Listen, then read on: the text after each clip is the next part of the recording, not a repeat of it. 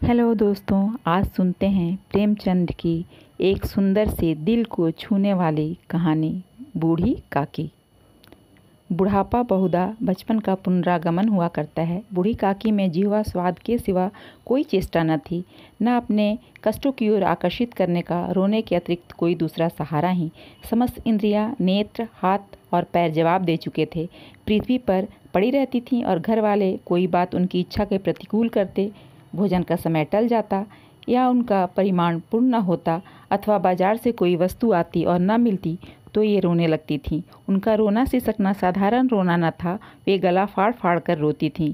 उनके पतिदेव को स्वर्ग सिधारे कालांतर हो चुका था। बेटे तरुण होकर चल बसे थे। अब एक भतीजे के सिवा और कोई न था।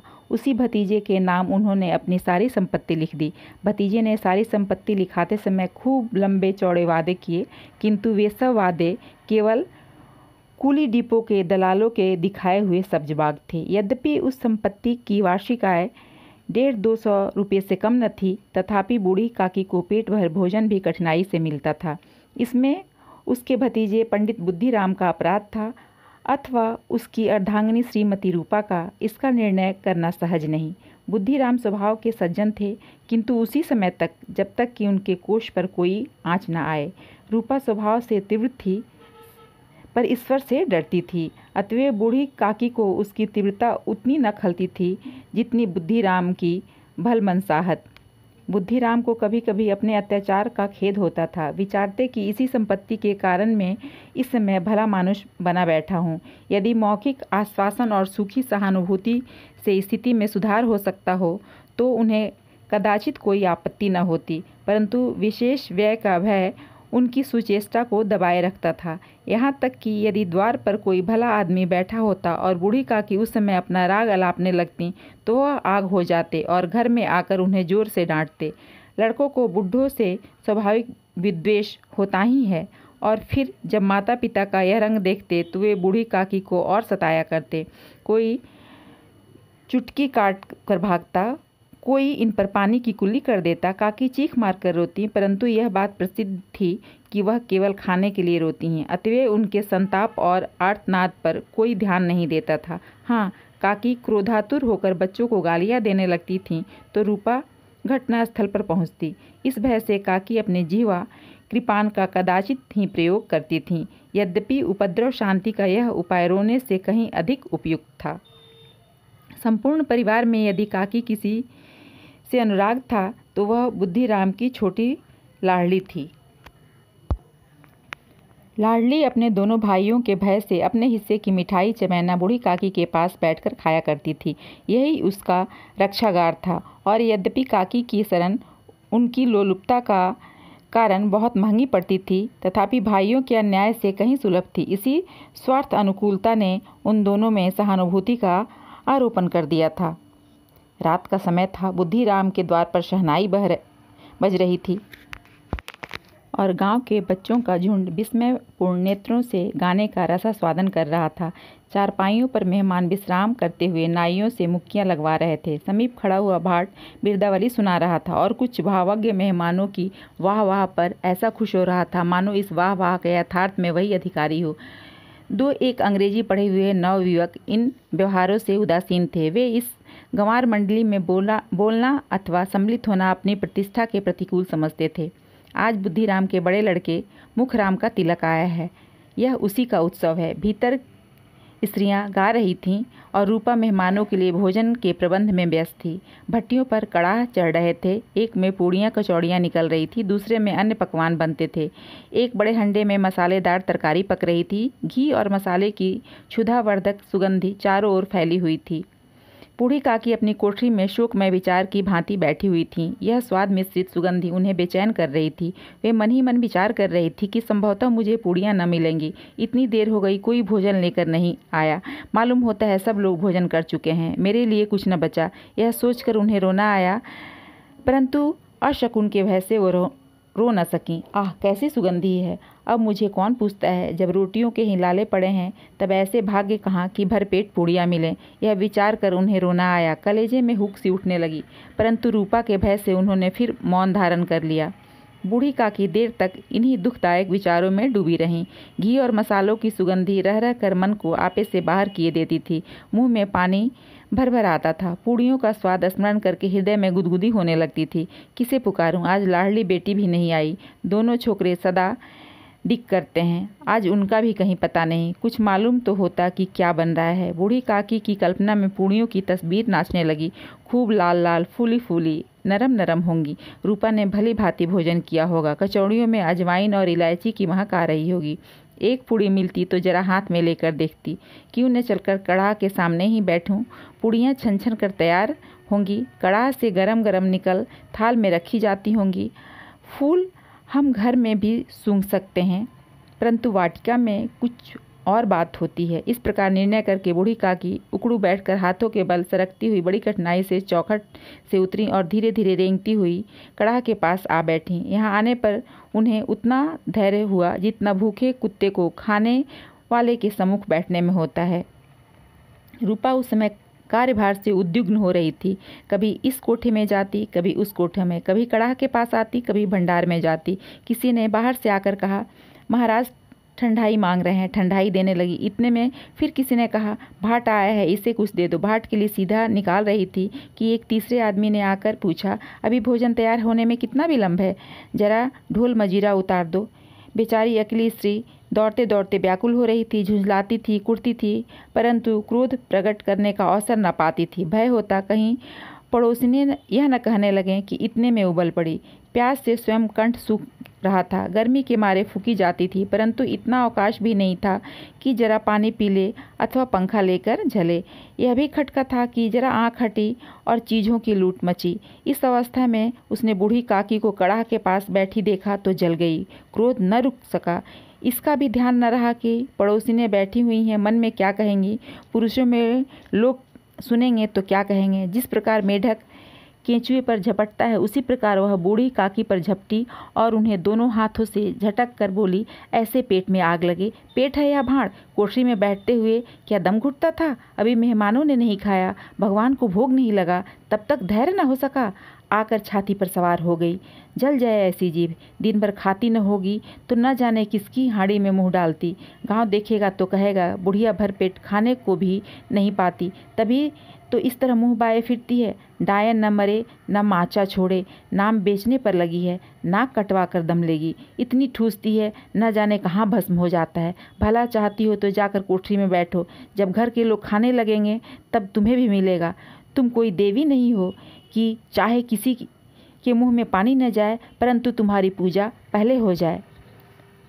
बूढ़ी काकी ने सिर उठाया, न रोई न बोली, चुपचाप रेंगती हुई अपनी कोठरी में चली गईं।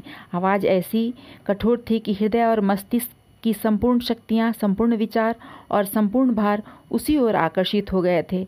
नदी में जब कगार का कोई बृहद खंड कट कर गिरता है तो आस पास का जल समूह चारों ओर उसी स्थान को पूरा करने के लिए दौड़ता है। भोजन तैयार हो गया है। आंगन में पतले पड़ गई। मेहमान खाने लगे। स्त्रियों ने जेवनार गीत गाना आरंभ कर दिया। मेहमानों के नाई और सेवक गण भी उसी मंडली के साथ किंतु कुछ हटकर भोजन करने बैठे थे, परंतु सभ्यतानुसार जब तक सबके सब खा न चुके कोई उठ नहीं सकता था।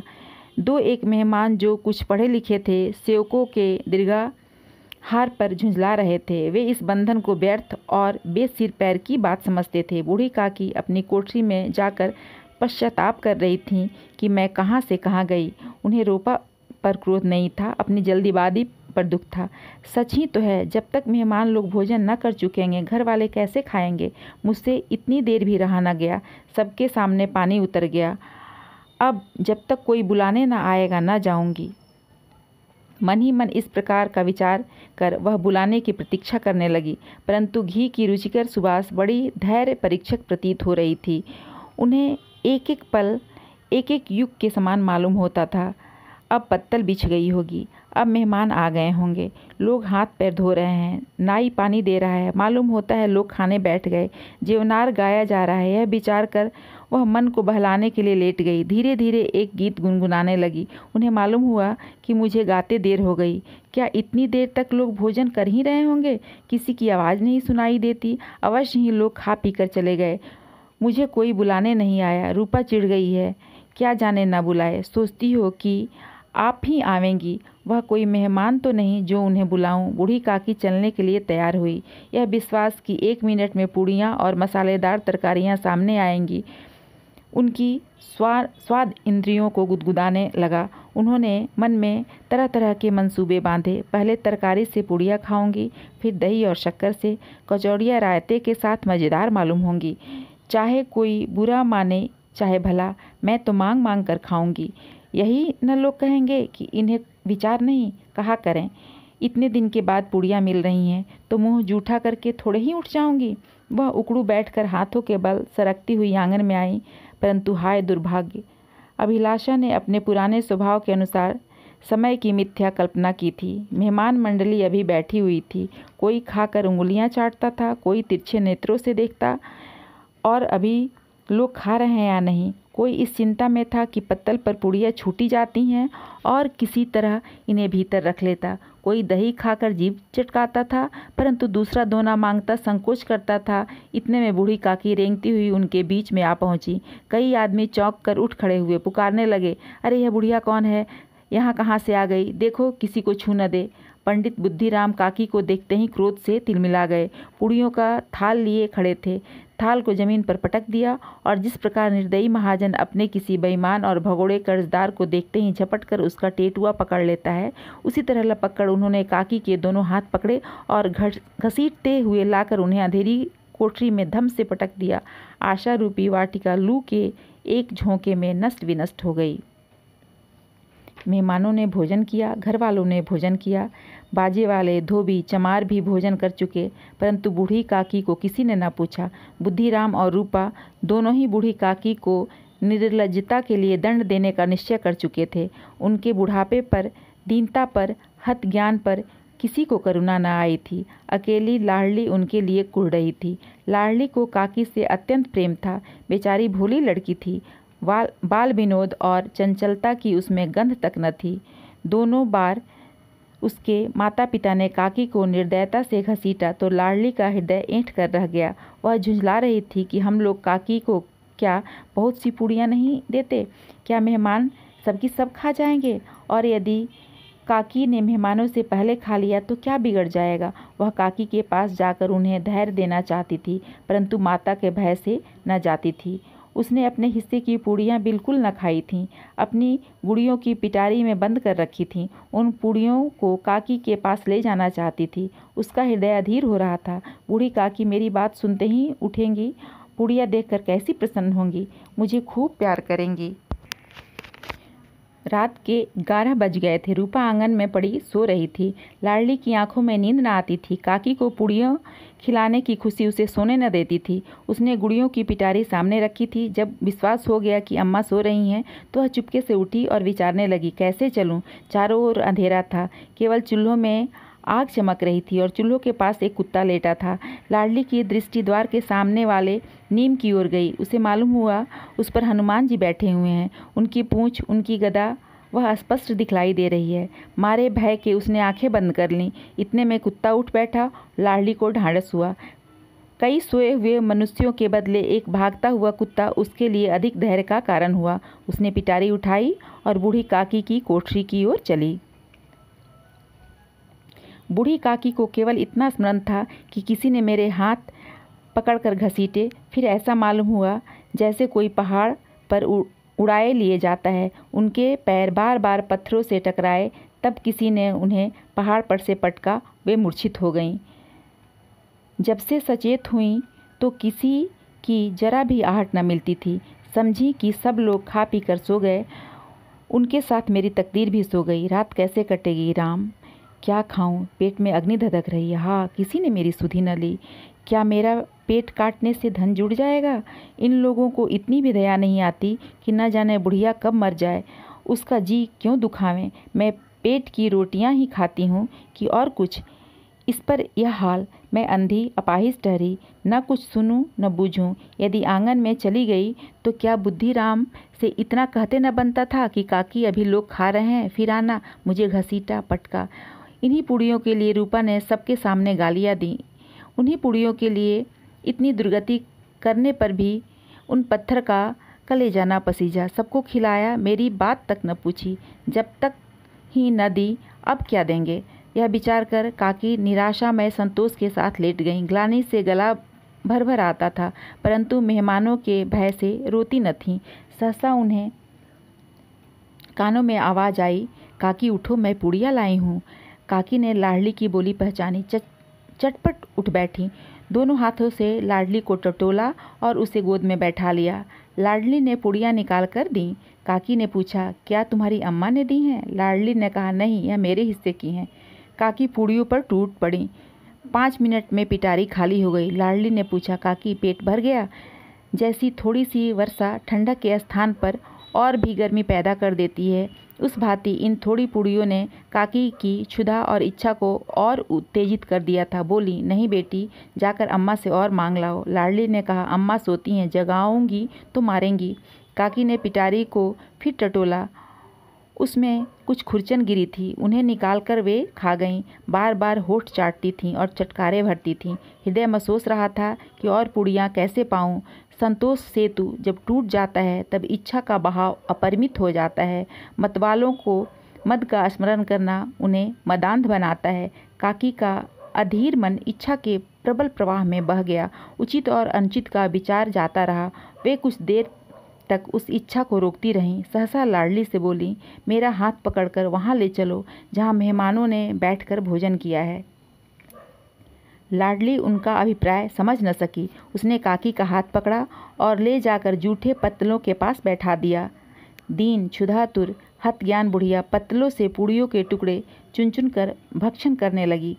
ओह, दही कितना स्वादिष्ट था, कचौड़ियाँ कितनी सलोनी, खस्ता कितने सुकोमल। काकी बुद्धिहीन होते हुए भी इतना जानती थीं कि मैं वह काम कर रही हूँ जो मुझे कदापि न करना चाहिए। मैं दूसरों की जूठी पत्तल चाट रही हूँ, परंतु बुढ़ापा तृष्णा का अंतिम समय है, जब संपूर्ण इच्छाएं एक ही केंद्र पर आ लगती हैं। बूढ़ी काकी में यह केंद्र उनकी स्वाद इंद्रिय थी। ठीक उसी समय रूपा की आंखें खुली। उसे मालूम हुआ कि लाडली मेरे पास नहीं है। वह चौंकी, चारपाई के इधर उधर ताकने लगी कि कहीं नीचे तो नहीं गिर पड़ी। उसे वहां ना पाकर उठी तो क्या देखती है, लाडली जूठे पत्तलों के पास चुपचाप खड़ी है और बूढ़ी काकी पत्तलों पर से पूड़ियों के टुकड़े उठा उठा कर खा रही हैं। रूपा का हृदय सन्न हो गया। किसी गाय की गर्दन पर छुरी चलते देख जो अवस्था उसकी होती, वही उस समय हुई। एक ब्राह्मणी दूसरों की जूठी पत्तल टटोले, इससे अधिक शोकमय दृश्य असंभव था।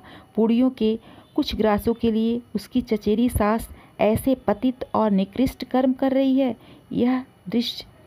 वह दृश्य था जिसे देखकर देखने वालों के हृदय कांप जाते हैं। ऐसा प्रतीत होता मानो जमीन रुक गई, आसमान चक्कर खा रहा है, संसार पर कोई आपत्ति आने वाली है। रूपा को क्रोध न आया। शोक के सम्मुख क्रोध कहाँ, करुणा और भय से उसकी आंखें भर आईं। इस अधर्म के पाप का भागी कौन है? उसने सच्चे हृदय से गगन मंडल की ओर हाथ उठाकर कहा, परमात्मा, मेरे बच्चों पर दया करो, इस अधर्म का दंड मुझे मत दो, नहीं तो मेरा सत्यानाश हो जाएगा।